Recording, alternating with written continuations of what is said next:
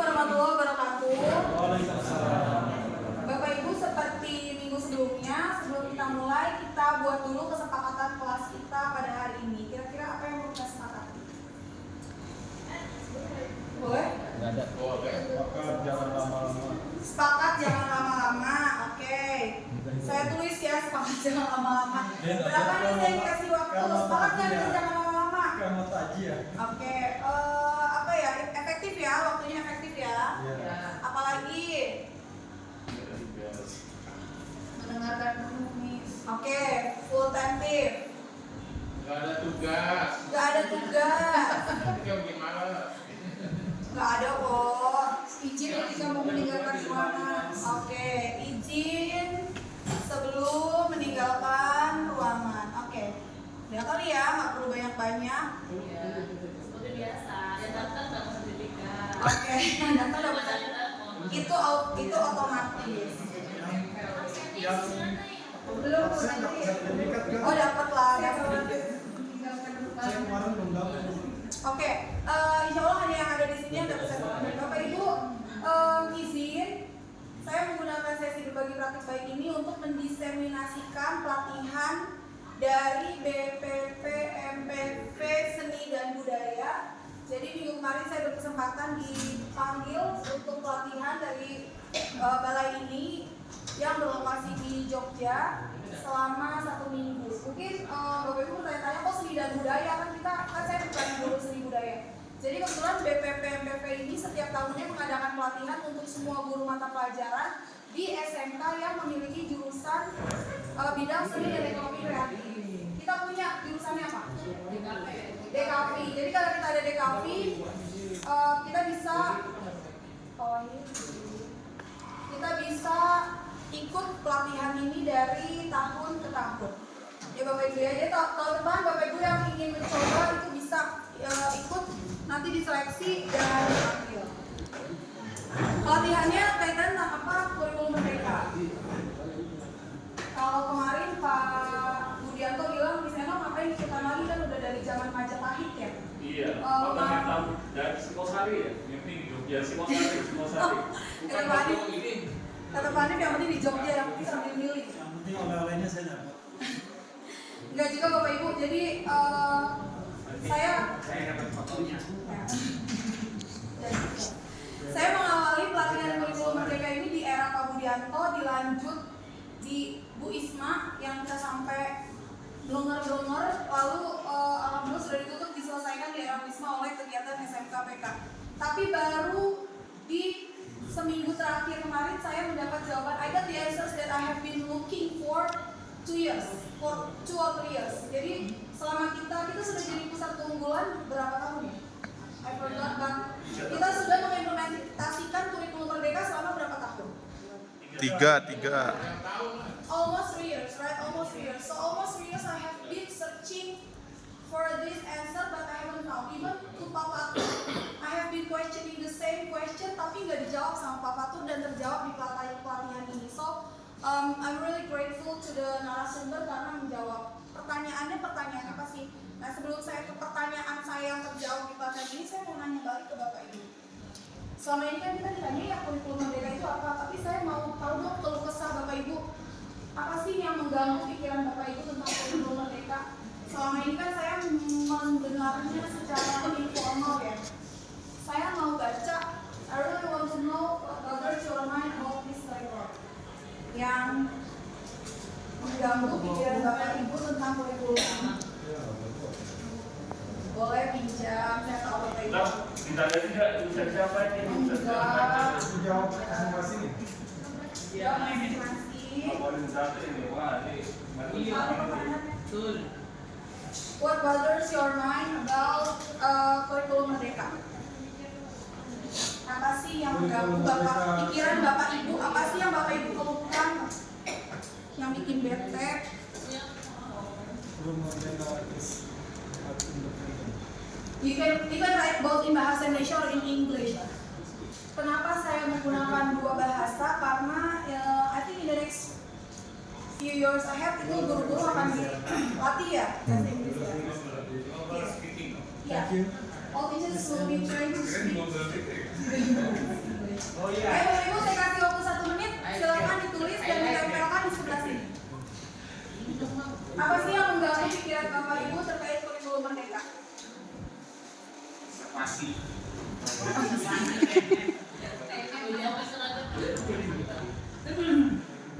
Boleh, waktunya 1 menit. Itu pengurus sertifikat ada juga. Udah 10 dia. Sertifikatnya. Boleh tuliskan yang selama ini digerutukan di behind the scene. Kalau pelatihan PK itu digerutukan dan I think most of us know our weaknesses in understanding this curriculum, but I need you to reflect on yourself. Today, apa sih yang ganjel pikiran Bapak Ibu? Gimana? Boleh sebelah sana Bu Eka.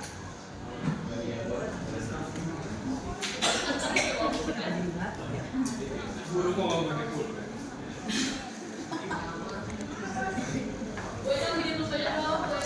Boleh, boleh.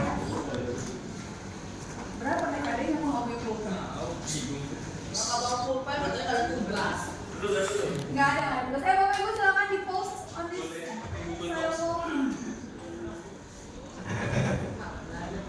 I don't need the meaning. Saya cuma butuh keluhan Bapak Ibu aja. Main tempel. Post.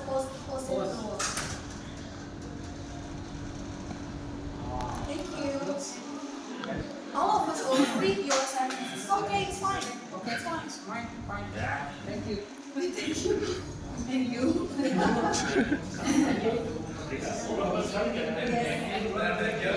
The question is, what bothers your mind? Apa yang mengganggu pikiran Bapak Ibu terkait kurikulum merdeka?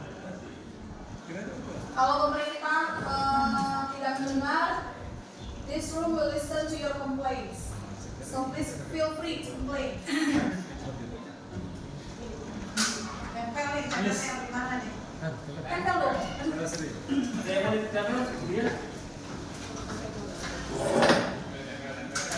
Silakan ditempel di sign of the law.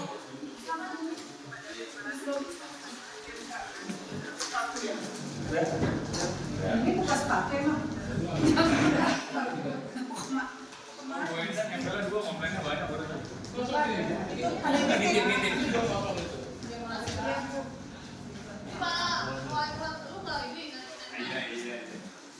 Sah? Bu? Sah? Ini, Pak. Sah? 01. 01.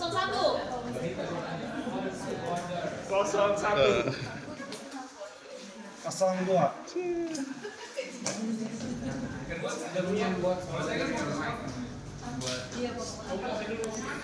Apa yang mengganggu pikiran? Apa yang mengganggu pikiran? What's bother your mind, Mrs. Rianka? Mau bikin saya aja dia pusingnya. My mind is broken about is something You always thinking about Someone. someone. Wah, selamat datang. someone who broke my heart because Sudah banget langsung kasih Ya udah 2 dikasih tapi nggak ketahuan. sama saya bapak Wajar mas. Saya bacakan ya. Keluhan Bapak Ibu. Oke, Pak Bambang boleh. Help. Apa yang bacain? Saya bacain boleh Bu. Boleh Kak, silakan ya. Seperti itu Bapak. Izin ya Bu. Oke, Bapak Ibu, di sini adalah keluhan Bapak Ibu yang pertama, ketidaksiapan guru.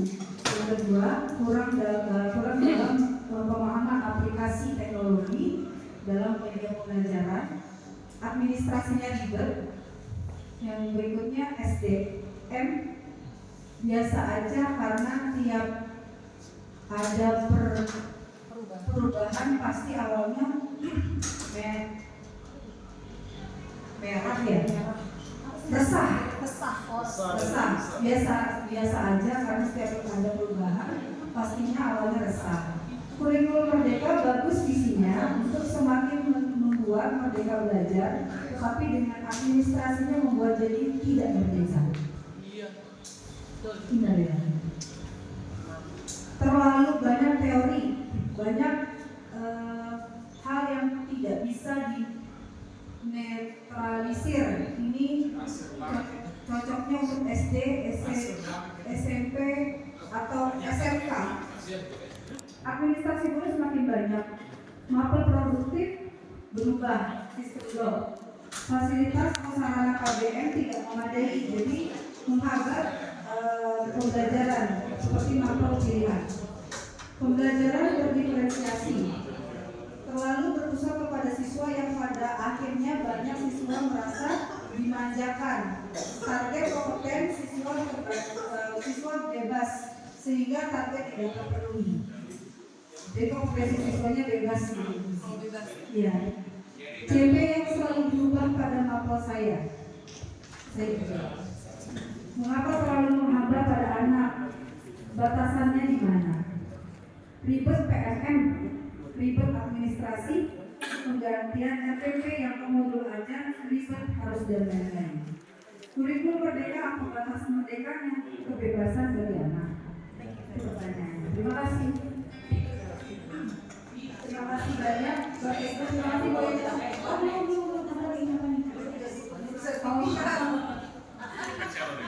Last one is guru jadi pemburu sertifikat. Siapa? Oke Bapak Ibu, saya menunjukkan pada satu kata ribet ya. Iya ribet ya. Kata most of you, we feel that it is too complicated, but is it? Bapak Ibu, in fact, this is our curriculum. This is Indonesia's curriculum ever since 1947. So semua masalah yang terjadi sekarang, pengerucutannya itu ya dari 1947 kalau kita mau reflect. Ya, yang membuat IQ rata-rata orang Indonesia itu berapa? 78. IQ rata-rata orang Indonesia 78 itu masalahnya sebenarnya banyak, dan salah satunya kita nggak bisa menyalahkan blaming one to another, tapi dari kurikulum yang di 1947. Jadi dari 1947 it keeps changing. Saya dibesarkan dengan kurikulum saya dibesarkan dengan 1994, 1994. Lalu ketika kuliah saya mengkaji kurikulum 2004 ketika kuliah. And then kita masih ingat kurikulum 2006. Kurikulum 2006 di namanya apa? KTSP atau kurikulum 2006? KTSP. Sebenarnya kurikulumnya namanya kurikulum 2006, tapi dikenal dengan kurikulum tingkat satuan pendidikan. What does it mean? Nah ini adalah salah satu kesalahan kita dalam mengkaji kurikulum, bahwa ketika KTSP, Bapak Ibu pakai buku paket nggak pada waktu itu? Saya sudah mengajar. Pakai buku paket? Pakai buku paket, nah that is the mistake. Kenapa mistake-nya di sana? Ketika itu tingkat satuan pendidikan, harusnya tidak ada buku paket. Benar, jadi materi yang orang digunakan, of course, will be much different from the material that they use in SMK 4 misalnya, or will be much different from the one that they use in SMK 26. Beda satu sama lain karena beda tingkat kesiapan anaknya, right? Benar kan? Nah, ketika ada buku, nah itu udah gagal paham sebangsa setanah air kan? Itu sudah gagal paham sebangsa setanah air. And then kita punya kurikulum 2013. Apa yang Bapak Ibu ingat dari 2013?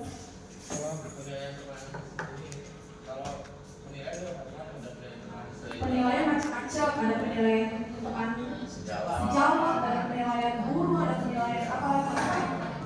Masih ingat nggak? KIKD. Dianalisa dulu sebelum jadi tujuan, dianalisa dulu tuh kolom-kolom. Sebelum jadi tujuan dianalisa dulu what else? Masih ingat 5M? M-nya pertama? Menanya. Apa sih 5M? Apa belum? 5M adalah mengasosiasikan sintaks. 5M itu sintaks. Oke, good. Berarti kita masih ingat 2013. 2013 sama 2022, which one is more complicated? 2013. 2013 sebelum jadi tujuan itu kita harus telah dulu satu-satu. Kalau di matematika kan bagus dari itu. Oke, jadi di 2013 itu lebih rumit ya daripada 2022. Oke, nah, thank you very much for it. Nah, in 2022, our Ministry of Education, Kementerian Pendidikan itu meluncurkan seri Merdeka Belajar. Mereka bilang tuh seri Merdeka Belajar. Apa sih ciri-cirinya? Fokus pada materi yang esensial dan tidak terlalu padat materi, supaya kita lebih fokus mengembangkan karakter dan kompetensi. Ini seri-seri mereka. Jadi seri Merdeka Belajar was started with 4 pokok kebijakan Merdeka Belajar, dan sekarang kita sudah sampai, kalau nggak salah terakhir saya sudah 2 tahun tuh ada praktisi mengajar. Praktisi mengajar adalah ketika industri diundang, guru-guru dari sekolah diundang untuk mengajar di kampus. Ini ada praktisi mengajar. Jadi ini ada seri-serinya. Guru penggerak itu episode 5. Jadi perubahan pendidikan is not only changing in the curriculum but in all aspects, dengan harapan muaranya adalah peningkatan SDM, cita-citanya. Walaupun sorry to say, pemerintah menunjukkan semuanya without listening ya, without listening to us ya. Yang ngasih saya tuh banyak melihat di Instagram itu guru-guru yang membuat kubu yang menentang kurikulum merdeka. Jadi ditentang kurikulum merdeka, kenapa? Karena pemerintah tidak mendengar apa sih sebenarnya yang dibutuhkan. Jadi seri ini terlihat baik, terlihat indah, dan memang indah, tapi mungkin tidak sesuai untuk beberapa dari kita from your papers. Nanti kita bahas sedikit banyak, tapi salah satu bagian dari kurikulum mereka adalah pembelajaran berdiferensiasi. Pelatihan yang dirancang, pelatihan yang diselenggarakan dan diselenggarakan oleh dana SMKPK itu berjilid-jilid ya bisa ya. Sampai capek nanti akan salah satunya membahas pembelajaran berdiferensiasi. Lalu satu hari saya mendengar ada murid nggak mau belajar, nggak mau masuk. Ada murid nggak mau masuk, lalu ada celetukan 1-2 guru bahkan lebih itu nggak apa-apa, kan diferensiasi. Terserah muridnya maunya belajarnya nggak di kelas, nggak apa-apa, nggak ada masalah, kan diferensiasi. Oh murid nggak mau belajarin, nggak apa-apa, kan diferensiasi. Bapak Ibu, do you really understand what differentiated learning is? Oke, hari ini saya mau kasih sekupas tapi sekilas, tapi saya harapkan it answers your kalau saya sih besar ya. Kalau ada guru menganggap ketika anak tidak memahami aturan itu adalah diferensiasi, itu berarti kesalahpahaman yang sangat fundamental. Jadi hari ini saya mau ngajak Bapak Ibu untuk memahami secara sekilas what differentiated learning is.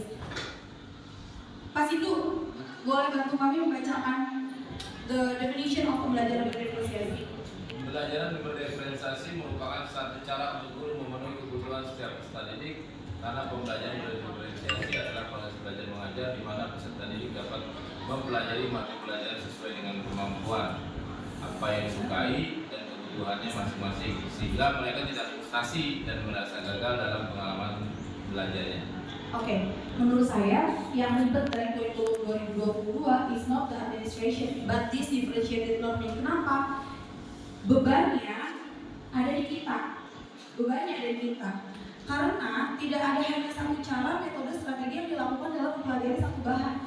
Tugas kita untuk merancang strategi, metode yang cocok for each individuals. Jadi kalau Pak Bambang nggak suitable dengan materi tertulis, berarti kita harus memprovide video.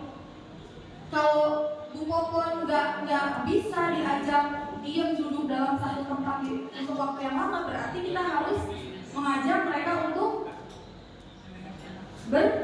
bergerak. Karena differentiated learning ini bukan memahami bahwa anak-anak kita itu nggak mau di kelas atau nggak mau belajar 1-2 materi. Differentiated learning ini adalah menyediakan apa sih yang mereka butuhkan, apa sih tujuan belajar komputer. Misalnya mereka menginstal Ubuntu, sudah dikasih materi video bla bla bla, nggak paham, ternyata anak ini modelnya inefektif. Jadi dia harus langsung mengidentifikasi dengan cara memegang langsung bendanya, merunut caranya secara langsung. Nah itu yang harus kita sediakan. Ini yang kalau saya pribadi itu nggak sanggup, saya jujur aja ya, tuh di Anis. Oke, sebelum jadi Bapak Ibu diferensiasi itu sebelum kita laksanakan itu diakses dari 3 hal: kesiapan belajar, minat, dan profil belajar. Ya, kesiapan belajar itu dari tingkat pemahaman peserta didik. Jadi itulah gunanya apa? Assessment. Ya, assessment. Sekarang namanya sudah diubah Bu Isma. Inilah kesukaan orang Indonesia ganti nama, tapi saya lupa. Tapi intinya assessment awal. Assessment awal. Lalu profil belajar itu ada audio, auditory, lalu visual dan kinestetik. Ada auditory, ada visual dan kinestetik. Bapak Ibu which one are you? Dibagi dalam kecerdasan juga kecerdasan manusia, jadi kecerdasan musikal, kecerdasan itu kan cuma 3. Mohon maaf itu jenis kecerdasan. Kalau profil belajar kayak belajar, we have 3: auditory, visual, sama kinestetik. Nah, my question is which one are you? Visual.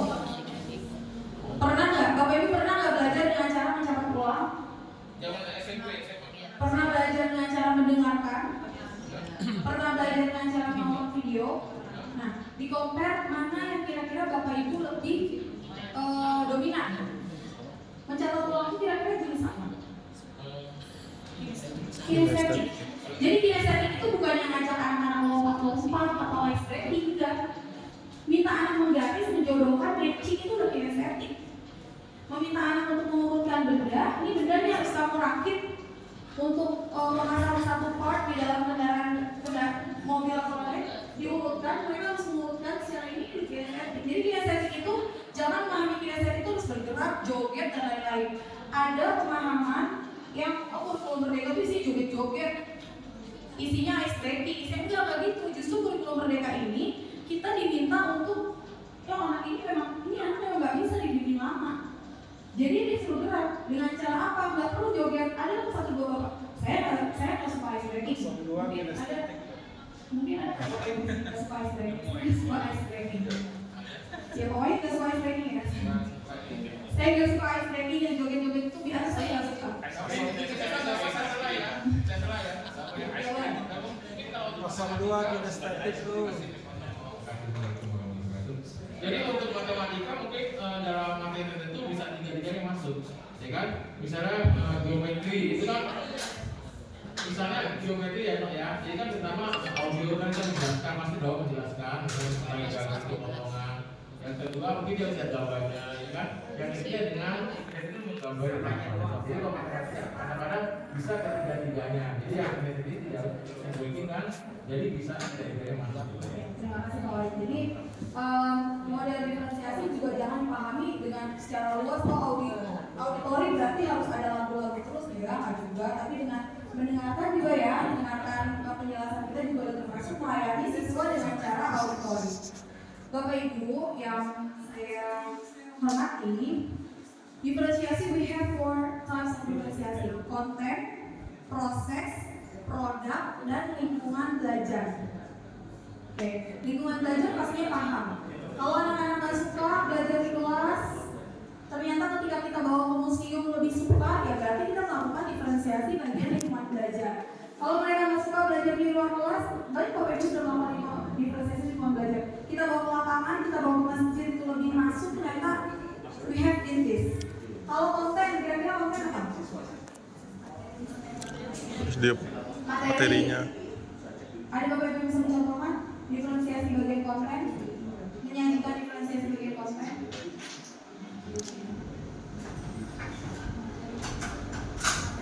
Membuatkan mind map materi itu juga diferensiasi konten.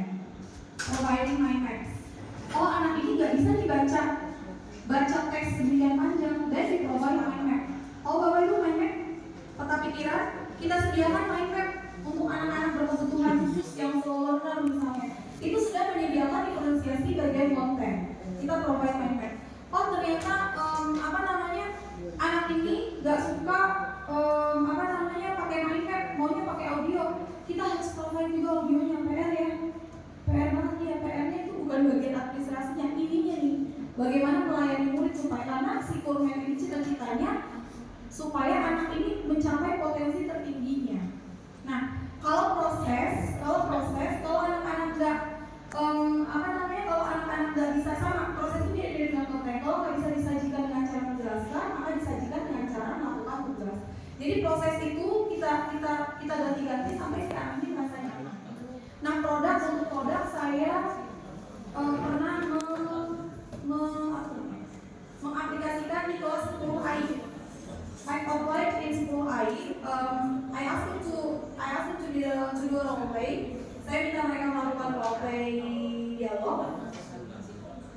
Role play sebuah dialog, ada temanya. Lalu saya bilang gini, kalau kalian lebih nyaman pakai VM, pakai suara role playnya, do it. If you are more comfortable in antara VR, merekam video atau langsung di depan kelas, role play di depan kelas. Jadi saya diferensiasikan bagian produk, tapi intinya role play. Saya minta role play. Saya mengakses bagian si kesiapan belajar. Yang mungkin ada anak-anak yang siap untuk performing dirinya langsung, dan pasti ada anak-anak yang tidak siap. Ternyata ketika kita lakukan diferensiasi bagian produk, dibebaskan. Mau pakai VR boleh, mau pakai video boleh, mau pakai rekaman apapun boleh. Ternyata anak-anak most of them, all of the pairs itu melakukan role play-nya itu secara langsung di depan kelas, dihafalkan dalam waktu singkat. Jadi anak-anaknya menghafalkan dialog dalam waktu singkat. Ini PR Bapak Ibu, and I'm still learning because ini pasti yang ikut PGP sudah paham bahwa kita itu tugas kita tuh bukan bikin anak si A, si B, si C itu pintar dalam segala bidang, kan?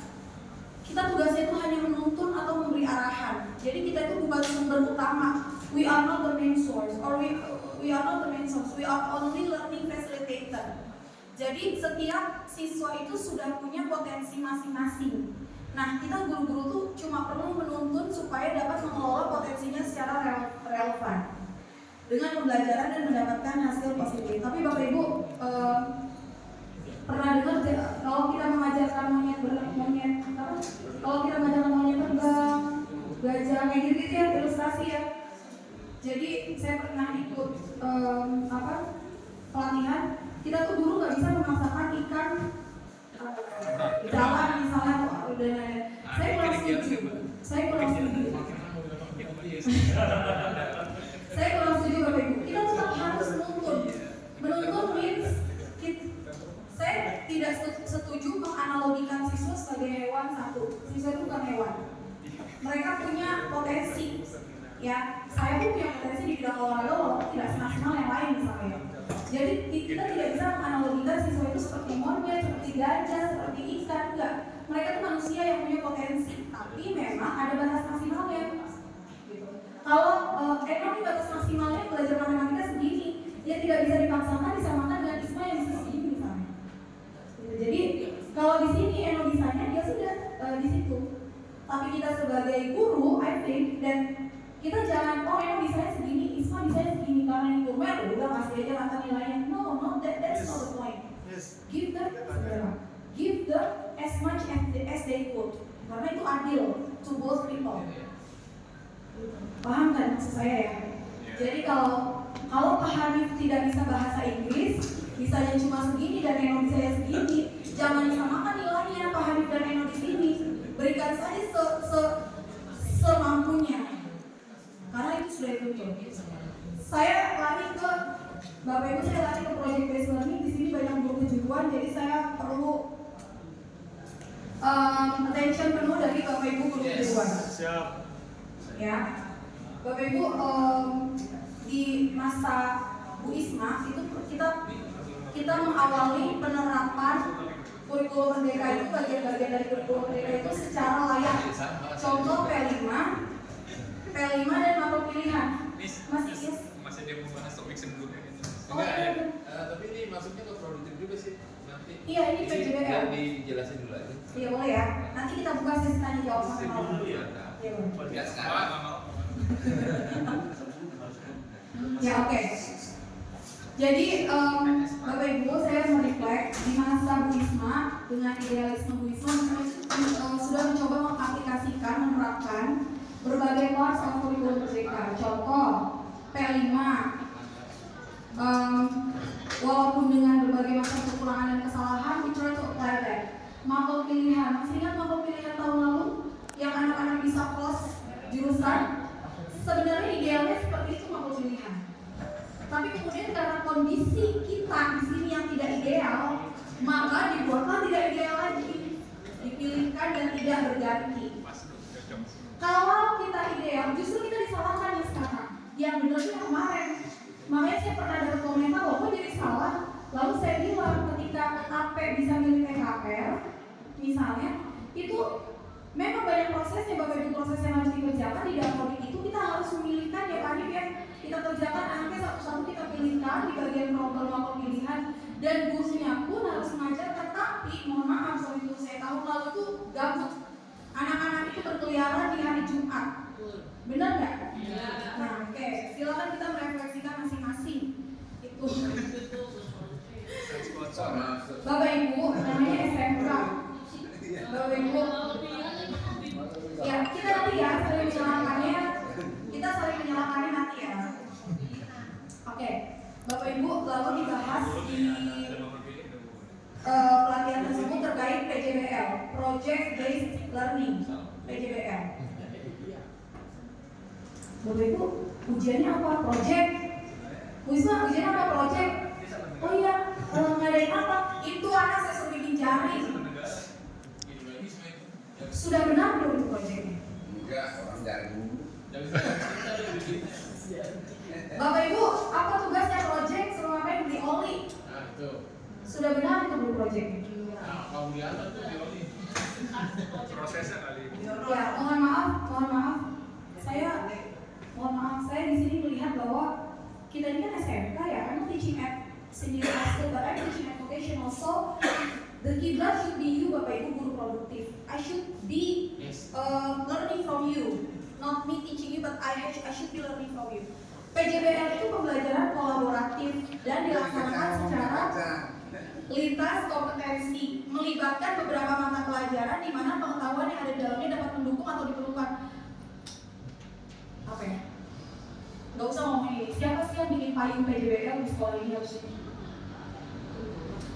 Siapa yang membuat payungnya? Kita mengadakan project. Guys, kita bikin project. Siapa yang harus ngomongin? Guru lah, guru produktif. Produktif, right? Produktif. So bahasa Indonesia, matematika, bahasa Inggris, pendidikan Pancasila dan lain-lain. Itu kita nempel. Project apa nih? Kita nempel. Gitu. Jadi payungnya adalah produktif. Kalau produktifnya mager, kalau produktifnya nggak gerak, ya nggak akan ada project. Mau sampai ganti kurikulum 20 kali lagi juga nggak akan ada. Cuma jadi SMK sastra. We will never teach the students to conduct a project because you guys, the productive teacher, never tries to connect us into a project. Mohon maaf.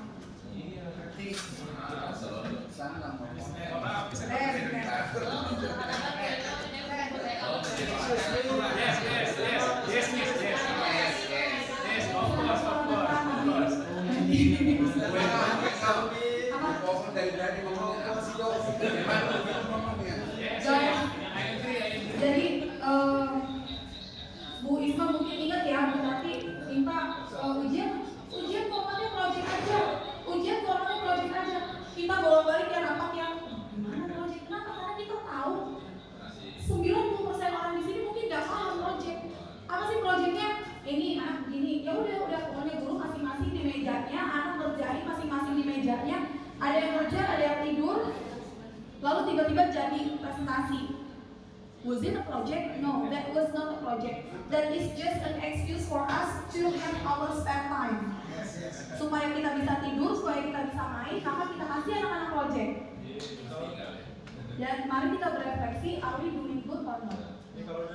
Have we done our best or not? Because yang namanya project, when we say project, Bapak Ibu, when we say project, ada sintaksnya.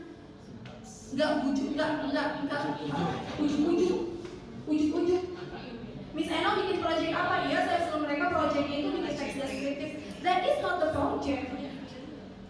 Itu namanya tugas. Jadi let us start from defining what project is before we learn how to apply this. So this is the difference between project based and problem based. There are two types. Yang PBL itu problem based. Kalau PJBL dipisahkan jadi ada project dipisahkan jadi ada J-nya. The first one is menentukan pertanyaan dasar, membuat desain project, menyusun penjadwalan, memonitor, penilaian hasil dan evaluasi pengalaman. Bapak Ibu can I have your attention please? Saya mau ngambil klip. Udah kan, Bos. Kenapa? Gak apa-apa, boleh. Saya gak suka berminyak kayak putih. Oh, alah. Boleh tuh suka sudah bisa. Oh, Bapak. Biasanya kalau begitu mau kentut saya. Oke. Jadi Wisma, Pak Darto, Popon, Pak Nahar, Pak Toto, siapa lagi yang belum saya absen? Bu Bos, nggak ada ya? Pak Eka dan Pak Priani yang nggak ada ya? Bapak Ibu, kalau Bapak Ibu nggak mulai dari sini, nggak ngajakin bisa dari sini, we are not SMK. Kita sekolah sastra. Kita nggak akan sampai ke sini penilaian hasil kalau Bapak Ibu nggak ngajakin di sini. Yang ngajak itu bukan guru matematika, no. Yang ngajak itu guru produktif, kepala programnya. Kalau Bapak Ibu nggak ngajak, if this year Bapak Ibu tidak mengajak mengadakan project, then we will not have project sampai kapanpun. Kita nggak akan pernah belajar untuk mendesain project yang benar kalau kita nggak memulai. Gitu. Dan mama lihat project misalnya ya, projectnya AI apa nanti hasilnya berupa produk yaitu misalnya aquascape yang isinya ikan hias. Nanti bahasa Inggris masuk di situ, menyesuaikan TP, agama masuk, PJOK masuk, seni masuk, kita masuk di sini, kita ngintil. Matematika masuk, gitu loh. Dan selama 2 bulan atau 1,5 bulan sampai 2 bulan, anak-anak pekerjaannya yang demikian. Jadi try to create. Jadi Bapak Ibu kreasikan project yang tidak bisa dikerjakan hanya dalam 1 minggu. Karena pemahaman anak tidak akan mendasar, tidak akan berakar, nggak akan berakar. Nah ini kan konsepnya kan. Intinya dari kurikulum Merdeka adalah kolaborasi. Because collaboration is one of the forces. Kolaborasi itu satu dari skill yang dibutuhkan dalam abad 21. Ada yang bisa menyebutkan? The forcing, collaboration, communication, Critical thinking. dan creativity. Terima kasih Pak Wali. Ada 4: collaboration, communication, creative thinking, dan critical thinking dan creativity. 4C itu anak-anak harus punya. Ya, 4C itu anak-anak harus punya. One of them is collaboration. Dan sorry to say, even as the teachers is here, kita kan masih belum bisa berkolaborasi dengan baik, benar nggak? Benar nggak sih, kita tuh belum bisa berkolaborasi dengan baik. Jadi, ya kalau kita nggak bisa berkolaborasi dengan baik, our next step bukan yang menerima udah kalau kita nggak bisa berkolaborasi dengan baik, sekolahnya demikian kawan. Our next goal is to define, yuk kita bareng-bareng nanti penilaian akhir tahun project misalnya. Maka Bu Popon mengundang, Pak Darto mengundang, guru-guru mapel, kita mau bikin project ini. Set waktunya, di situ ada bagian menyusun penjadwalan 1,5 bulan misalnya atau 1 bulan. Maka harus diajak dari beberapa kali sebelumnya untuk duduk bareng supaya Pak Bangli bisa menyesuaikan di setiap mapel itu apa, bikin penjadwalannya supaya tidak bentrok satu sama lain. And it is not the job of curriculum, it's the job of kaprok. Maaf. Ya. Oke, because project based learning itu karakteristiknya adalah student oriented, based on project, peserta didik aktif. Kalau ada project based learning, anak-anak masih mager di kelas-kelas, dan something wrong with the teachers. Something is really wrong with the teachers. Kenapa anak-anak tuh bisa mager? Anak-anak inisiatif dan mandiri, melatih kolaborasi dan tanggung jawab, melatih berpikir kritis, evaluasi dilakukan secara dan menghasilkan sebuah produk atau output yang jelas. Ya, jadi ini karakteristiknya. Project based learning itu bukan seminggu foya-foya, seminggu leyeh-leyeh. Mana anaknya oleh project? Itu nggak gitu. Itu berarti mager. Jadi I think saya di sini nggak membuat slide-nya, tapi saya bicara yang number 4. Pak Wahid, Bu Ambar, dan Bu Anita, kita kan mapel kita dicemplungin ya ke mata pelajaran kejuruan ya. Kita tiba-tiba digeser ke mata pelajaran kejuruan di kurikulum Merdeka ini tanpa benar-benar di-guide what to do. What do you have to do? Oke, selama pelatihan dari zaman Pak Budi, Bu Isma, dan sampai minggu kemarin, ini yang saya bilang saya mendapat pencerahan, saya mendapat jawaban yang tidak saya dapat di narasumber-narasumber yang lain. Kenapa sih bahasa Inggris jadi mapel kejuruan? Karena ternyata saya harus nempel. Harusnya nempel. Ya, sudah dikawinkan istilahnya. Astagfirullah. Ya sudah dikawinkan antara tujuan antara learning objectives dengan elements itu sudah dikawinkan. Dan Kalau dikawinkan ya. Oke. Dan insya Allah bahasa Inggris tahun depan kita berbagi ya jurusan yang bisa kita ya. Kita berbagiin jurusan dan harusnya. Akhirnya kalau benar saya tepuk tangan. Jangan bertingkat kalau jurusan baru benar. Bukan, nggak berkurang hubungan. Tetap ada masalah. Bahasa Inggrisnya masuk mapel kejuruan. Jadi di pelatihan kemarin kan diseminasi judulnya. Jadi pelatihan kemarin itu kami diajarkan untuk membuat TP yang disesuaikan dengan jurusan. Jadi harusnya ini saya kisi-kisi kepada Darto mau ngajar apa sih kelas 10? Gitu. Kalau misalnya nanti Pak Darto nggak tahu mau ngajar apa, ya saya juga nggak tahu nanti jadinya tempelnya payungnya kemana. Gitu. Kalau Pak Darto mengajarkan elemen, maaf saya nggak ngerti, parts of misalnya bagian-bagian dari alat berat, ya maka saya harus mengajarkan istilah-istilah bagian alat berat dan misalnya how to teach simple present tense using nama-nama bagian alat berat tersebut. Jadi it will be taught twice, akan di ajarkan 2 kali. Dan mungkin matematika jika belum ideal ya kan ideal ya nggak bisa matematika. Dia di kosmetik matematika kelautan loh, dengan pelajaran itu nggak bisa loh.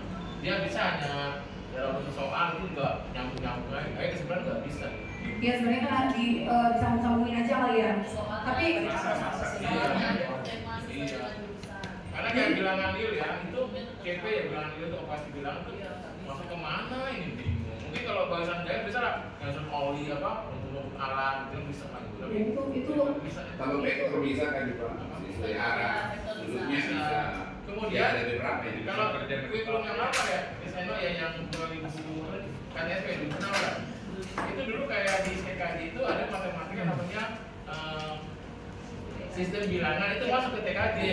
Jadi bilangan di Indonesia itu kali bilangan 22, 8, basis 20, dan sebagainya sampai 16 itu sama dengan TKJ saja, tapi kan nggak ada gitu loh. Di TV itu nggak ada. ya terima kasih Pak Wahid. Itu juga pemikiran saya before I got this training. But after I got this training, after getting this training, kami tuh dikasih panduan bagaimana cara mengawinkannya. Jadi setelah saya paham cara mengawinkannya, oh iya ternyata bisa. Jadi tadinya pertanyaan itu juga tidak terjawab oleh narsum-narsum yang datang. Saya tanya bagaimana cara saya mengajarkan dongeng bertema teknik alat berat, saya tanya.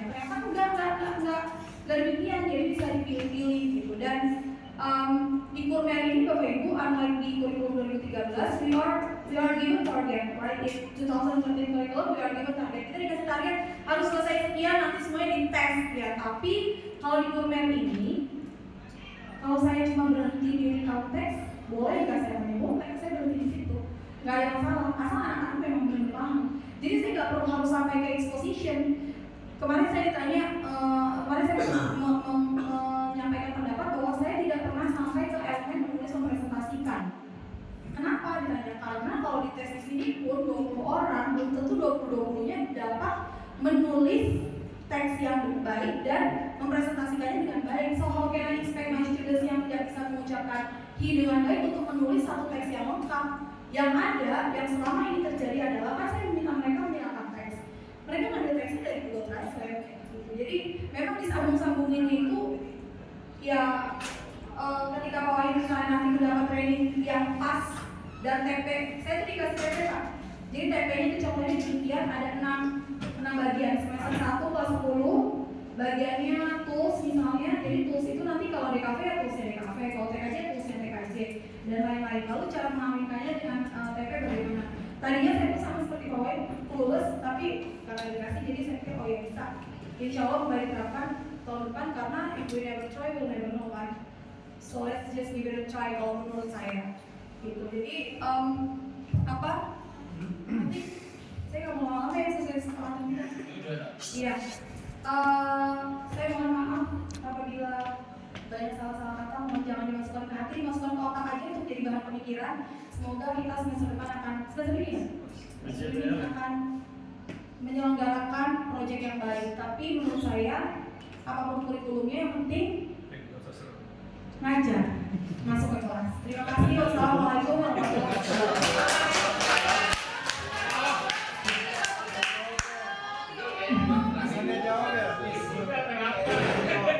Boleh tanya jawab. Oke, untuk Bapak Ibu sesi berikutnya adalah tanya jawab. Kita kasih berapa pertanyaan ini? Berapa peserta? 3 peserta bertanya.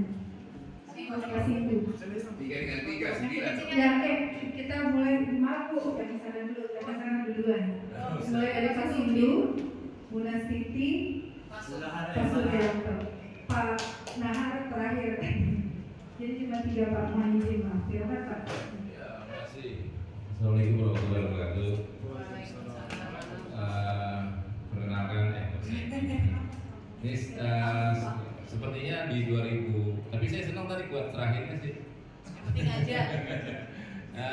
Seperti yang disampaikan Pak Wahid tadi, memang ada beberapa di kurikulum yang ini ada beberapa kendala ya, tadi matematiknya hanya parsial gitu nggak seluruhnya. Terus juga kalau nggak salah sekolah juga punya target, ya perusahaan juga kan di perusahaan kerja sama industri juga punya target, anak kita juga punya target harus bisa ini harus bisa itu. Kalau menyimak di awal itu kan katanya diferensial kan ya sudah anaknya sebatasnya aja. Walaupun tadi Miss Yana juga mengoreksi ya sebatasnya itu kan tetap dituntun atau gimana segala macam. Tetapi kalau pas ujian sertifikasi kan nggak bisa ngomong gitu. Jadi kalau dia nggak lolos apakah kompeten ya nggak kompeten. Artinya industri butuh itu. Termasuk ke industri juga dia kalau misalkan ditanyain sesuatu, contoh misalkan di TKJ, dia bisa apa?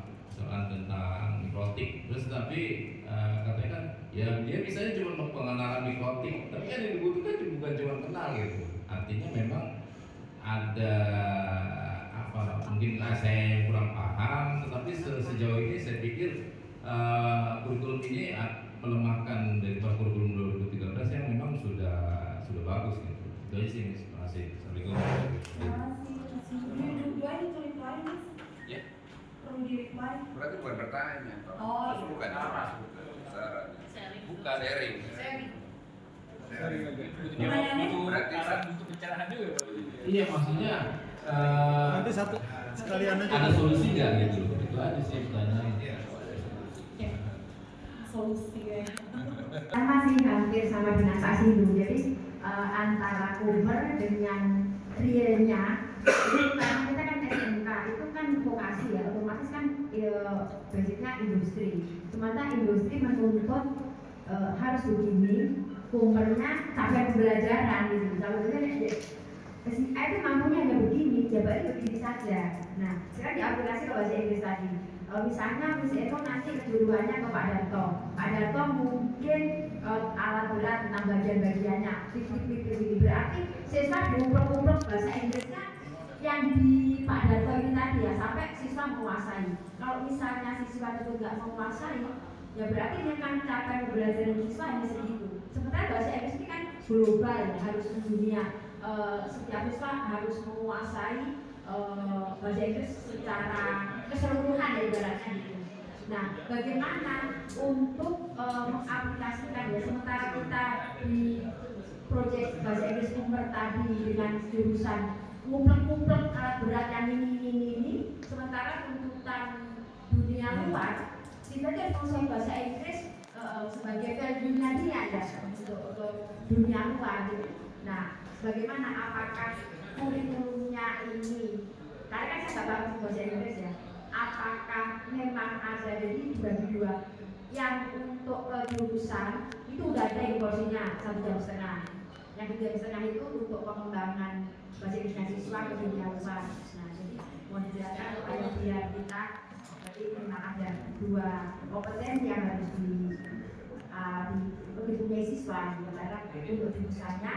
Jadi kalau yang disampaikan di sini tadi sepemahaman otak saya, atau mungkin karena otak tanpa logistik nggak bisa, logikanya nggak jalan, jadi kan otak saya logistik, logika nggak jalan tanpa logistik.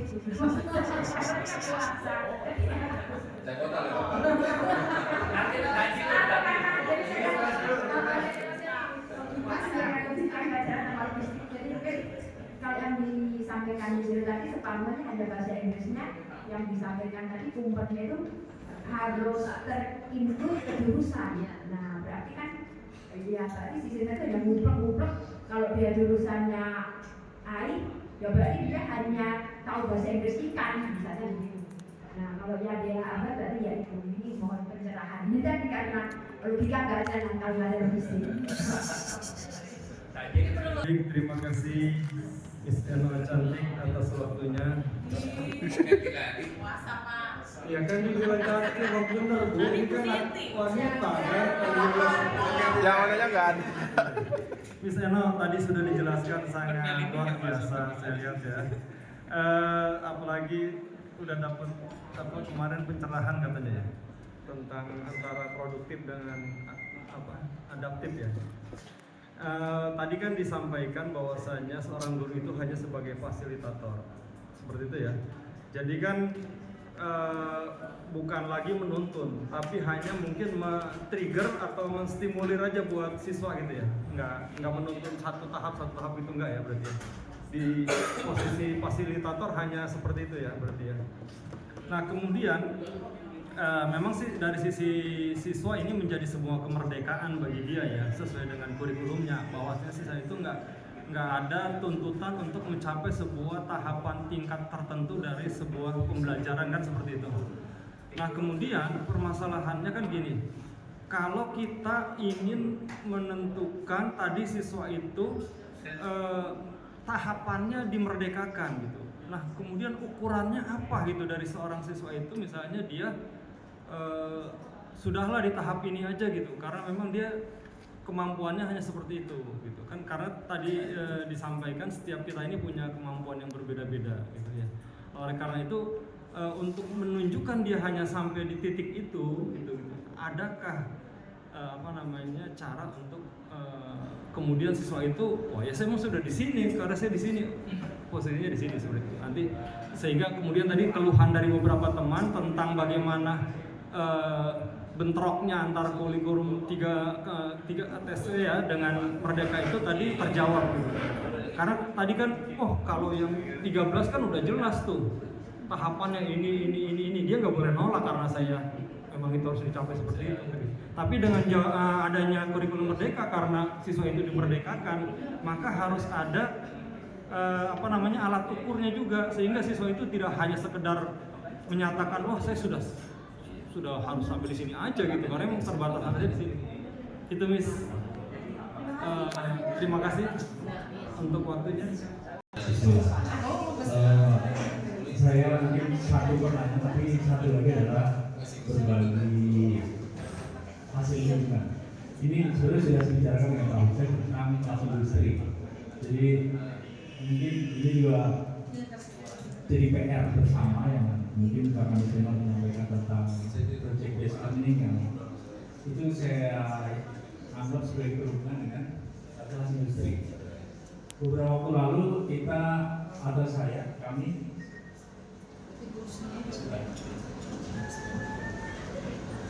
kami bertemu dengan tim TK di SMK Negeri Pak Muzani dan diinisiasi oleh Ibu Kepala Sekolah bahwa kurikulum yang kelas industri ini memang itu persis dengan project based learning, sehingga mau tidak mau kita sebagai jurusan, saya bicara di DKP, kita bersiap-siap untuk bagaimana menyiapkan kurikulum industri di mana juga kita akan mempunyai kelas industri dengan seperangkatnya. Hanya kemarin berhenti karena tiba-tiba kita dibongkar, jadi saya cut dulu sebentar. Dan kunjungan kedua kita ke FOC, FOC juga sama. Kita akan mengangkat mereka bawa ke sini untuk bahwa ada industri yang berada di sekolah. Dan itu sama persis dengan project based learning di mana seperti yang kita lihat langsung di sana bahwa guru di ruang industri, semua guru yang berkompetensi baik normatif, adaptif maupun produktif ada di ruang tersebut, sehingga mereka peduli bahwa mengawasi kegiatan siswa yang sudah melaksanakan kegiatan industri yang ada di sekolah. Jadi sebenarnya Aksio ini nanti adalah contoh kecil, mungkin nanti bukan Aksio daripada JKP karena Aksio lebih jauh proses. Bahwa di ruangan ini nanti Bapak Ibu akan berkumpul bersama-sama, ada guru matematika, guru bahasa Inggris, ada guru semua yang ada di yang berhubungan dengan jurusan tersebut. Nah, namun saya ingin jadikan PR untuk teman-teman guru bahwa nanti saya yakin bisa di-draft menjadi satu SOP, satu dokumen SOP yang bisa dipakai untuk 8 jurusan. Mohon dibicarakan itu. Lalu pertanyaan yang kedua bahwa di project based learning itu adalah kita harus memang meng-capture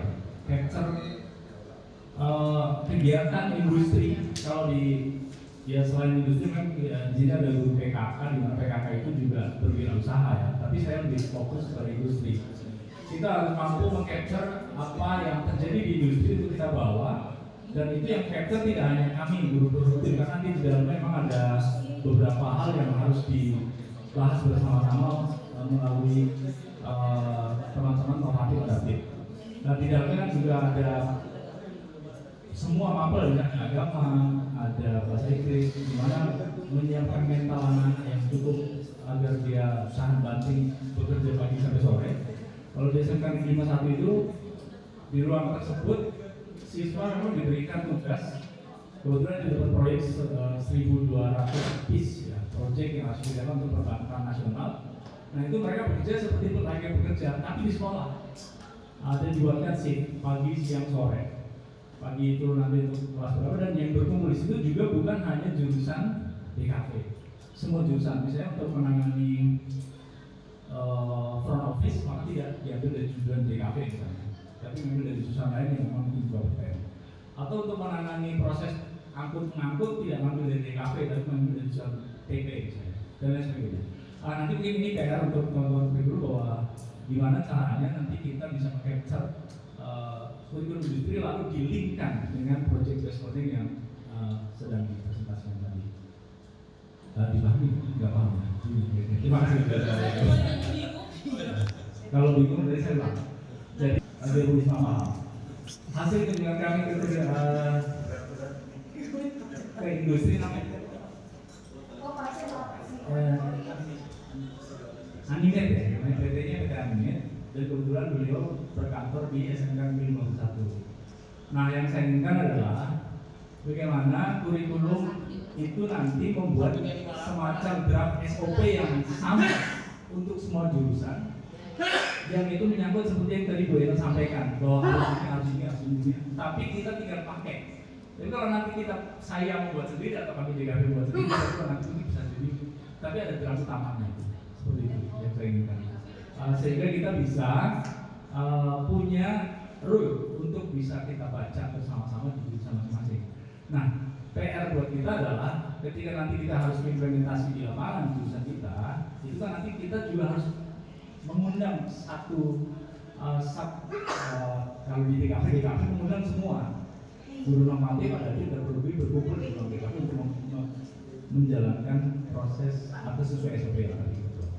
Demikian, terima kasih. Pasti tapi yang tuin Pak Sindu, Pak Hamid dan Mulas ini sepertinya ada benang merah ya pertanyaannya ya. Apa namanya, full merah ini ibaratnya kayak membiarkan anak-anak itu udah sampai levelnya segitu aja gitu kan ya.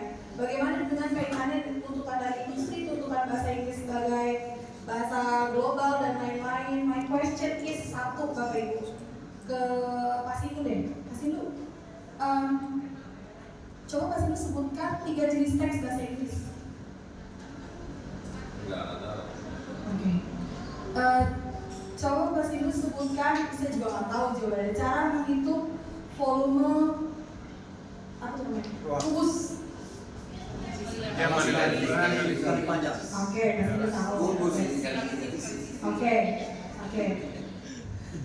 Dan saya mau pertanyaan yang lainnya. My answer, kenapa saya jawab demikian? Bapak Ibu, kita itu produk dari kurikulum yang lain dengan kemampuan pada setiap mata pelajaran berbeda, but we still graduate, right? Tetap lulus kan kita kan? Tetap lulus kan? Tetap lulus, oke. Pak Hanif dan Pak Sindu pernah di perusahaan ya? Dengan kemampuan bahasa Inggris yang tidak setinggi saya, tapi Pak Hanif dan Pak Sindu belum sampai situ. Dengan kemampuan misalnya yang lain-lain, matematika mungkin tidak setinggi Pak Wahid, tapi tetap survive di perusahaan. My answer pertama, setiap anak itu tidak perlu perfect in semua bidang. They will still make it. Itu satu. Kedua, capaian itu dibuat sebagai tuntunan oleh pemerintah, and it's still changeable. It is still changeable. Dalam terms apa? Dalam terms tujuan pembelajarannya. Jadi kalau misalnya, jadi di bagian TP dan APP itu kan ranahnya kita untuk menyesuaikan dengan elemen. Pemerintah maunya segini, kita bisa kasih segini nih dalam tujuan pembelajaran, itu boleh. Jadi poin kedua adalah TP dan APP itu hak Pak Hanif dan Pak Sindu dan saya dan kita semua untuk menyesuaikan tinggi rendahnya, termasuk untuk menyesuaikan dengan apa yang dimaui oleh industri. Itu poin ketiga. Lalu poin keempat, Bapak Ibu, kita cuma bisa seperti yang tadi saya bilang, pembelajaran berdiferensiasi adalah ini anak mapel produktif cuma bisa mengenalkan mikrotik, nggak bisa make misalnya, atau nggak bisa, saya nggak ngerti mikrotik diapain, nggak bisa memasang misalnya. Tenang aja bunyinya. Kenapa anak itu nggak bisa memasang? Kan pembelajaran berdiferensiasi itu tujuannya untuk gandeng anak sampai potensi tertinggi dengan berbagai cara. Maaf, saya pakai analogi. Kalau ini anak kita nggak mau makan, kan kita berbagai cara. Kita kasih lauk yang berbeda, kita ganti piring yang berbeda, kita ayo kayak pesawat terbang, itu diferensiasi dalam proses. Jadi kalau ada anak dalam mapel produktif hanya bisa sampai mengenalkan, sampai lulus, lalu kita ya udahlah, itu cuma bisa sampai mengenalkan, itu sudah sampai mana? Membuat si anak paham, menurut saya. Kalau saya bahasa Inggris, kenapa saya batasi tidak sampai menulis mempresentasikan? Karena berdasarkan pengalaman saya, tidak semua guru bahasa Inggris aja bisa menulis dengan baik, membaca, mendengar aja belum tentu baik. Jadi saya set di bagian kira-kira capaian si anak bisa. Belum tentu mereka dikasih kertas kosong, dikasih kopi itu jadi teks. Nah tapi kalau misalnya tuntutan industri sekian, anak cuma bisa sekian, gitu. Sementara kan kita kan harus ngisi gap ini ya. As a teacher, menurut pribadi saya, kita nggak bisa berlindung di balik tameng huruf merah, anaknya cuma bisa segitu, ya kan semua apa-apa. Kita udah ngapain? Udah kalau kita udah jungkir balik, pakai video, pakai praktek, dituntut enak-enak, tangannya ke sebelah sini nah. Sudah sedemikian kita waktu yang kita buang untuk anak ini sampai paham, tapi anaknya nggak paham karena inklusi dan lain-lain, ya sudah limited. Tapi kalau kita belum kita di sini di ruangan ini, saya rasa karena ini temanya kurmer, kita refleksi diri deh. Apakah kita sudah memilih anaknya satu-satu? Saya sih belum. Saya sih belum. Kalau satu-satu ya. Ya ini si Aki, misalnya si Andika. Si Andika nggak bisa misalnya, Andika ayo coba ya, sini ya. Kita mau nggak bisa kumpul, saya nggak bisa. I've got 40 hours to teach and I cannot spend more time serving individual, nggak bisa. Tapi kalau misalnya kita sudah mengerjakan hal itu, memberikan bimbingan, menyajikan video, ngajak anak kinestetik, kasih audio untuk yang Pancasila dan sejarah dan lain-lain, dikasih audio tapi anaknya nggak bisa. Kan tadi makanya ada diferensiasi bagian konten. Makanya saya bilang PR saya sih pribadi, ya di sini nih. Karena ini capek. Gimana anak tuntutannya segini dipanik nih, anaknya segini. Ayo udah anaknya segini, ya udah dari sini digandeng, jangan di sini aja, digandeng di sini dengan cara ini. Ini kerjanya siapa? Guru. Jadi ribet itu bukan administrasi, yang ribet itu adalah di kurikulum ini kita diajak melihat siswa bukan sebagai objek, but as a human being, sebagai manusia seutuhnya. Bapak Ibu, anak-anak itu diajak untuk dilihat sebagai mereka masih punya potensi.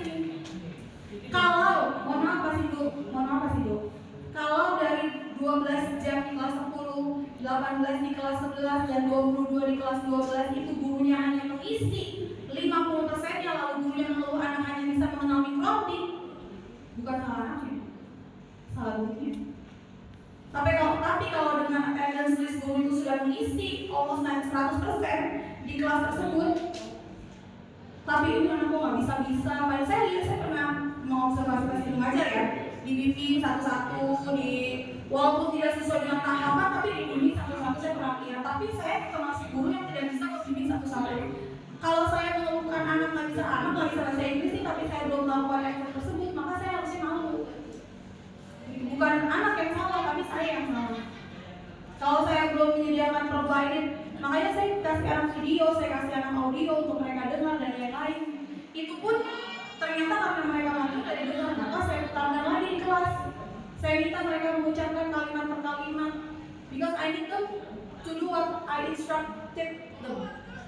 Jadi apa namanya, ya memang maksud saya gini, kurikulum merdeka jangan diartikan secara negatif.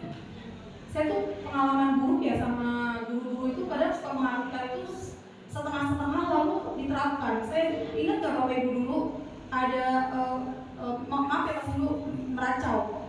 Ingat gak dulu ada yang sistem IP 3,00 sampai 3,33, ingat gak? 3,00 sampai 3,33, 3,3 berapa sampai itu saya mungkin pada waktu lupa, tapi kita pernah berantem sama Pak Suroso juga, kita pernah berantem. Saya pikir anak yang 85 dan yang 78 gak bisa ditarik ke 1 3,00, itu namanya range. Tapi wakil kurikulum pada waktu itu bersikeras, enggak, emang harus segini, emang.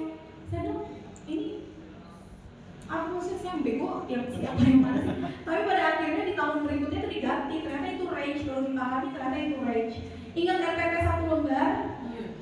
Yang dipahami guru-guru sebagai benar-benar 1 lembar, akhirnya formnya dibikin 9 kecil-kecil supaya bisa 1 lembar, padahal maksudnya 1 lembar adalah bahwa RPP lesson plan itu hanya terdiri dari 3 apa aja?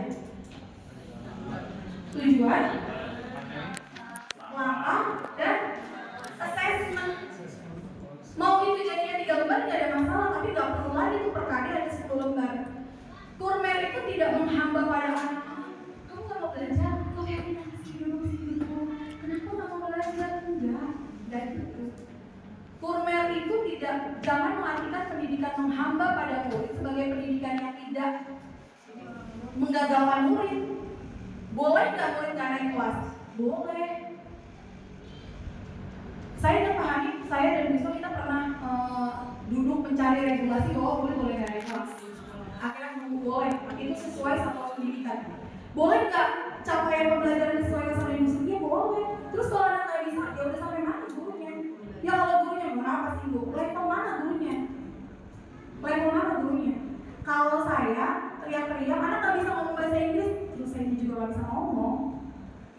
Ya itu kan apa ya? Sebenarnya lu ngacak. Kalau anak nggak bisa PKK, tapi gurunya juga tidak bisa membuat rencana penjualan sampai terjual, ya ngacak. Jadi yang itu bukan administrasi, but how to improve our quality as a teacher. Kalau nilai-nilai kita, kalau sebagai guru nilai kita masih jelek dalam pemahaman materi, lalu kita teriak-teriak anak kita nggak paham, ya salah kita. Itu jadi menurut saya pas itu singkat cerita, gak ada masalah kita giring dulu anaknya, gurunya masuk dulu, dijoglokin dulu, gurunya duduk dulu. 95% in the class, jangan ditinggal untuk urusan apapun, dudukin anaknya, kasih diferensiasi konten, proses, produk. Kalau sudah demikian itu nggak bisa digeret dari sini ke sini, ya cari tahu apa masalahnya. Menurut saya karena saya menjalani ketika sekolah, saya lemah di matematika, saya lemah di olahraga, saya lemah di dan tidak ada diferensiasi pada waktu itu yang melakukan haji, ya menurut saya karena memang guru tidak menyediakan waktu satu persatu untuk membimbing anak. Itu satu. untuk Buna Siti kan bahasa Inggris ada target language-nya sampai mana ya? Jadi Bunas di capaian bahasa Inggris itu dikasih GBA, kita dikasih GBA. GBA itu genre based approach. Genre based approach. Jadi di genre based approach ini kita diminta untuk mengajarkan teks. Ya, CP-nya itu CP SMA. 3 tahun kuliah berjalan, CP SMK nggak pernah muncul, CP bahasa Inggris SMK nggak pernah muncul sampai detik ini. Sampai saya kemarin bertanya ke narasumber, saya nggak ngerti apa yang dilakukan sampai untuk membuat CP bahasa Inggris SMK aja nggak sempat. Saya bilang, kenapa anak-anak SMK dikasih teks? Saya rasa ketika dites, nggak semua guru bahasa Inggris tuh bisa membedakan jenis teks. Mana itu recount, mana itu analytical exposition, mana oral exposition, mana itu narrative dan lain, belum tentu. Gitu. Jadi itu yang saya tanyakan. Nah, bagaimana cara menerjemahkannya? Actually, kan kita bahasa Inggris kita tahu ya, surviving language sampai dalam level berapa. Anak-anak tuh nggak perlu sampai analytical exposition bu. Untuk kita ceklumi ke Australia terus dia bisa ngomong, atau kita ceklumi ke Singapura mereka bisa ngomong, mereka nggak perlu sampai memahami recount teks, nggak ada masalah. Boleh nggak ditabrak grammar? Boleh, tabrak grammar boleh nggak tanpa mengetahui jenis teks? Boleh kan? Kan gitu. Jadi menurut saya ketika anak udah bisa target language-nya segini, yang saya skip tadi ya, saya skip menulis dan presentasikan. Kenapa saya skip? Kan nggak semua anak harus bisa menulis dalam bahasa Inggris dan presentasikan. Gitu. Kalau tulis 1-2 kalimat oke lah, dan membacakan depan kelas, tapi bukan menulis teks ya. Saya nggak bikin PP saya itu nulis teks, nggak mungkin, itu mustahil, itu bohongan. Saya bikin tapi mau belajar bohongan, nggak saya aplikasikan, nggak mungkin, mustahil. Jadi kalau misalnya pas itu paham lah, misalnya PP yang akan bohong-bohongan kalau kita tulis, ya tercapai nggak tercapai, aplikasinya kan bohong. Nggak benar gitu kan. Ya, apa namanya, nggak, ya Saya sering gini dong. ABS, jadi yang saya kasih adalah target language aja bu. Nah sekarang target language itu anak-anak juga kan ngomong ya, intinya kan ngomong. Apa ya, nggak akan lah 70% dari anak kita itu nggak mungkin akan menjadi speaker in international forum, itu nggak mungkin. Jadi as long as they can kenalan bisa nggak? Bisa, nanya apa bisa nggak? Bisa, belok kiri belok kanan, lurus, ada putaran belok itu bisa nggak? Bisa, udah itu aja. Itu poin 1 pertanyaan Mas. Terus kalau misalnya bahasa Inggris tempel yang bisa diutuskan, iya memang nanti akan mengajarkannya terkait misalnya AI, misalnya saya kata AI, maka akan bukan AI, tapi ada dialognya. Gak, jadi saya tetap mengajarkan bahasa Inggris, nggak cuma kata-kata aja, tapi dengan nuansa AI. Misalnya, ketika saya mengajarkan dialog, asking and giving direction, tanya dan memberi petunjuk arah, itu nuansanya mencari akuarium misalnya, mencari lokasi akuarium. Atau ketika bikin teks deskriptif, teks yang menjelaskan, itu nuansanya tentang, kalau saya PKJ itu nuansanya tentang parts of computer. Maka dari itu guru bahasa Inggris perlu ditutor gitu. Itu apa nih, mau ngajar apa sih TKJ nih semester 1 nih, alat-alatnya apa aja kan saya nggak tahu. Saya ingat, mungkin Bu Isma masih ingat kali ya, 3-4 tahun lalu saya kasih tugas ke anak-anak bikin procedure text ya, dan di bahasa Inggris kan dan dipresentasikan sebelum ada turbilas, saya ngajar kelas 12. Lalu saya minta anak-anak ke guru produktif masing-masing untuk bertanya istilah bahasa Inggrisnya. Mereka pergi ke guru produktif masing-masing, guru produktifnya aja nggak tahu bahasa Inggrisnya. Itu gimana saya tahu? Saya nggak tahu bedanya, saya nggak tahu. Saya nggak tahu bedanya, gimana saya bisa tahu bahasa Inggrisnya dari yang bikin saya. Kok bisa guru produktifnya nggak tahu beda itu apa? Padahal kan pasti belajar kan. Maksud saya obeng misalnya, obeng kan pasti Pak Budi tahu bahasa Inggris obeng. Screwdriver pasti tahu. Adanya Jadi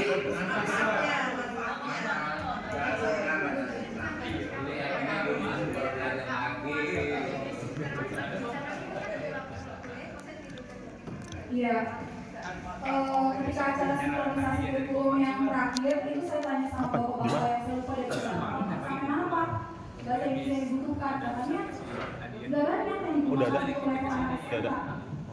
Cuma Yang si Aji ya? kosakata aja tapi kan nggak mungkin ada kosakata aja selama 3 tahun ya kalau yang nggak mungkin. Maka teksnya harus disesuaikan dengan kosakata tersebut. Iya, jadi tetap diajarkan tetap ada PPP-nya, hanya nuansanya, nuansa TKJ, nuansa kemaritiman, nuansa kelautan, nuansa air, nuansa alat berat. Maka saya perlu nih kalau Pak Hanif itu helpful sekali dan saya materi-materi ini ada nama-namanya dan itu pun saya harus tahu tuh nama-nama itu benda itu tuh yang saya juga nggak pernah lihat benda hidupnya seperti apa, benda namanya apa. Itu dikasih ada kelas-kelasnya. Saya harus bisa membuat materi terkait hal tersebut. Terus apa? Pada hari itu saran untuk saya kita membuat SOP. Nanti dibayar kan. Nah, oke, guru itu dikasih jadwal yang harus menunggu di sini semua, baik itu guru produktif, industri, normatif, ada di sini. Nah, itu yang sedang kami ingin dari untuk bisa kita bawa. Insya Allah nanti mungkin aksi duluan, setelah itu mungkin nanti kita setelah itu anime akan kita bawa. Cuma memang prosesnya karena begitu mau dibongkar, jadi saya tahan dulu dan MOC. Maksudnya kalau itu menjadi sebuah SOP yang jadi tidak ada, maka nanti bisa dipakai untuk nextnya nanti di usaha lain dan I see. Jadi karena dari tadi saya mungkin pointingnya ke guru produktif ya. Mohon maaf ya guru produktif ya, saya mau makan batin sebelum puasa. Sebentar dulu Pak Sur. Sebentar. Mungkin karena pointingnya dari ke guru produktif dan proyek PBJBL itu bisa terjadi apabila sudah ada kelas industrinya. Actually kelas industri itu is not a requirement for PBJBL karena we can start just right now dengan kalau asal kampungnya duduk bareng nyusun PJBL dan menyesuaikan jadwal satu guru dengan yang lainnya tanpa perlu kelas industri. What's the difference between kelas industri and regular classes? Kan nggak ada. Only mohon maaf nih Bu Ratna sudah mendesain kelas industri sedemikian baik. Difference-nya hanya fasilitas yang lebih layak. If I'm not mistaken. Mohon maaf. Yang saya lihat harusnya kan ada alat-alat ya. Iya nggak sih? Oh belum, jadi nanti ada alat ya? Oh iya, udah pokoknya nanti kalau misalnya sudah ada alat, oke, sip, yes. Apa? Pertanyaannya misalnya. Oh iya, sebentar, pertanyaan Pak Sur, bagaimana alat ukur siswa sampai segini? Ya, tes. Udah selesai. Maksudnya gini Miss, kan kita punya tahu, maksudnya siswa itu kan dia harus ada capaiannya yang itu kita sesuai dengan kurikulum mereka tidak boleh dipaksa untuk mencapai titik tertentu. Bukan tidak boleh Pak. Bukan tidak boleh Pak. Maaf. Siswa ada batas maksimalnya ya. Yeah. Tadi seperti jawaban saya ke Pak Ibu dari siswa segini. Apakah Pak Sur sudah melakukan berbagai cara diferensiasi masuk ke kelas dan lain-lain supaya siswa segini? Itu maksudnya gini, untuk mengukur sebuah kemaksimalan dari capaian siswa itu tes apa yang digunakan? Ya tes aja, kayak tes bebas. Tes kan Pak, maaf Bu Miseno, Pak Sur dan Bapak Ibu yang lainnya. Ini kami batasi waktunya karena ada pengarahan lagi tentang PMM nanti yang disampaikan ada narasumber. Iya. Cuma maksudnya gini, Bu Eka maksudnya saya gini, saya ingin dapat. Iya Bapak, mohon maaf. Pencerahan dari Miss terbatas. Ini sudah hampir jam 11, nanti khawatir yang PMM nggak bisa masuk. Kita batasi. Minta maaf sebelumnya. Terima kasih. Pak Sur nanti gini. Pribadi saja Pak. Nanti kita ini ya.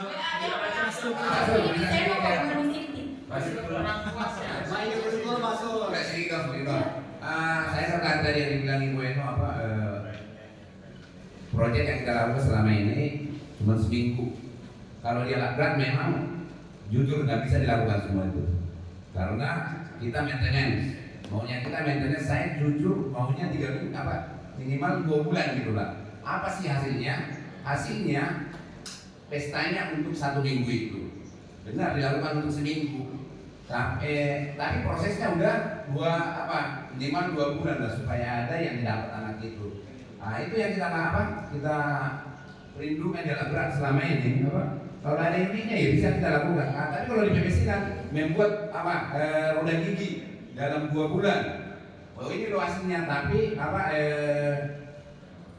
dalam seminggu pestanya ya boleh. Ya kira begitu. Jadi bukan salah di kami kalau masalah yang seperti itu. Jadi kesalahan global, termasuk kesalahan manajemen, termasuk kesalahan Pemprov DKI tidak mau menyediakan apa yang dibutuhkan di jurusan itu. Kira-kira begitu kalau dari saya. Sahabat Bang. Ya, tidak. Karena siapa yang dibilang tadi mengenai kita semua. Oh puasa ya.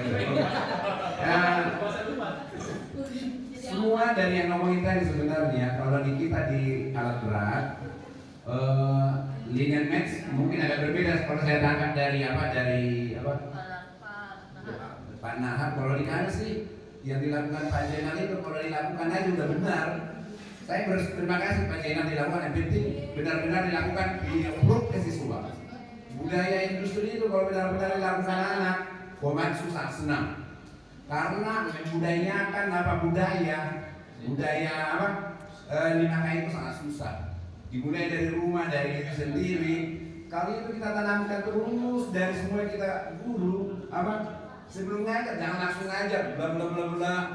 Lihat gak udah rapi gak kursinya? Dilihat gak ada gak kertas di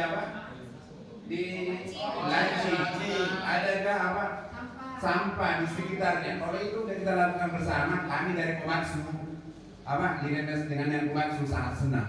Karena kita cuma diajarin kalau prakteknya sih merakit sederhana sama overhead crane. Itu pun anak kita udah banyak di Komatsu dengan hal seperti itu. Dan lagi guru kita yang lain selain itu karena memang guru kita bukan cuma itu. Seperti alat-alat berat di maintenance yang di nego Pak Hanim itu tetap juga apa sih goalnya? Ya goalnya di maintenance diajarin kita bersama dengan Pak Hanim, dengan kita diajarin di industrinya yang sesuai dengan itu. Tapi yang menjadi kendala sering di alat berat adalah tesnya. Psikotes ya. Di psikotesnya supaya Pak Hussein nama menjadi itu. Kenapa di psikotes terlalu lama kalah di kita jalan berat? Kayak kemarin tuh ada 10 orang mau tambah presisi BUMN hanya 2 yang gol. Ya kan sangat sayang banget padahal di produktifnya udah bagus mereka. Dan saya juga sering bilang kesuksesan itu bukan karena guru produktif, harus kita bersama semua guru-guru. Terima kasih.